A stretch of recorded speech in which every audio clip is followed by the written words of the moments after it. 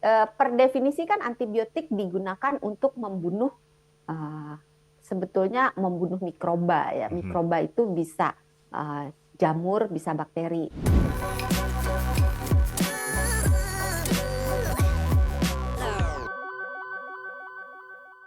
Kita mulai dengan obat apa deh? Obat apa sih sebenarnya antibiotik itu?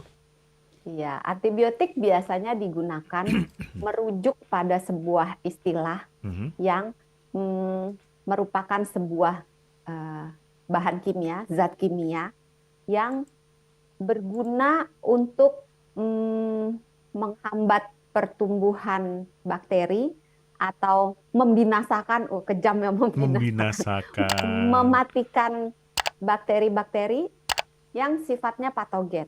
Sifat patogen itu artinya dia membahayakan, membawa efek yang tidak menyenangkan, yang tidak Mhm. baik, yang tidak sehat bagi tubuh manusia, hewan, maupun tumbuh-tumbuhan. Mhm. Nah, antibiotik ini harus digunakan dengan sangat bijaksana. Seperti yang tadi Mas Daniel sudah katakan bahwa hmm, kapan sih terakhir kita minum antibiotik gitu Iya, kan? iya, iya.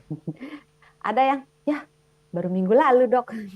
Minggu lalunya minum juga. Bulan lalu minum juga. Jadi setahun mungkin bisa 25 kali. Waduh, jangan dong. Banyak pasien yang minum antibiotik tanpa petunjuk dokter, minum sembarangan, berhenti sembarangan, itu tuh bisa membawa dampak negatif yang mengerikan. Oke. Nah, sembarangan-sembarangan dan dampak negatifnya saya simpan dulu, dokter. Saya ingin tahu penyakit apa sih yang sebaiknya diobati dengan antibiotik? Yang sering kita temui deh gitu, yang memang harus pakai antibiotik. Iya, sebetulnya per definisi kan antibiotik digunakan untuk membunuh uh, sebetulnya membunuh mikroba ya. Mhm. Mikroba itu bisa jamur, bisa bakteri. Tapi kebanyakan antibiotik itu merujuk pada istilah untuk membunuh bakteri. Hmm. Nah, padahal bakteri itu kalau kita dengar Mas Daniel deh, kalau kita bilang bakteri di kepalanya langsung yang jahat-jahat, Iya, ya iya kan? betul. Padahal bakteri itu dari seluruh uh, bakteri kalau di absen nih, Mhm. bakteri A, bakteri B, bakteri C gitu Mhm, kan. mhm. Itu tuh cuma 1% yang patogen, Yang jahat. yang jahat. Jadi 9, Oh, menarik kan? menarik, menarik, Hanya menarik. 1% yang jahat. 99% itu either netral atau malah membawa kebaikan bagi manusia.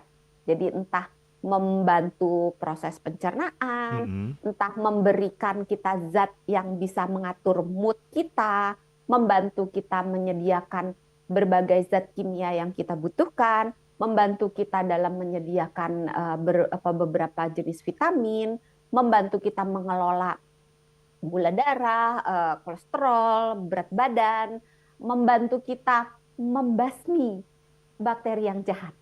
Oh Jadi gitu. di dalam tubuh kita, tidak hanya di dalam tubuh ya, tapi juga di atas tubuh, bukan di atas ya, di kulit kita. Mhm. Jadi di kulit, di selaput hidung, di selaput mulut, di selaput mata, selaput telinga, selaput selaput lendir kelamin, di semua bagian tubuh kita itu ada bakteri-bakteri baik yang sebetulnya jumlahnya itu karena dia lebih banyak daripada bakteri yang patogen. Jadi kalau misalnya ada bakteri yang patogen alias bakteri yang jahat, kalau masuk baik dia melalui kulit maupun melalui jalur yang lainnya, Mhm. mengancam kesejahteraan tubuh kita, Mhm. itu si bakteri baik membantu tubuh kita untuk membinasakan, Oke, melawan, oke. berantem, Ya, ya. mengalahkan si bakteri yang jahat ini Mhm. gitu. Jadi tidak selamanya infeksi bakteri itu membutuhkan antibiotik, tetapi infeksi yang disebabkan oleh virus pasti tidak membutuhkan antibiotik apabila tidak ditemukan infeksi sekunder alias si bakteri patogen itu numpang ikut masuk gitu. Oke.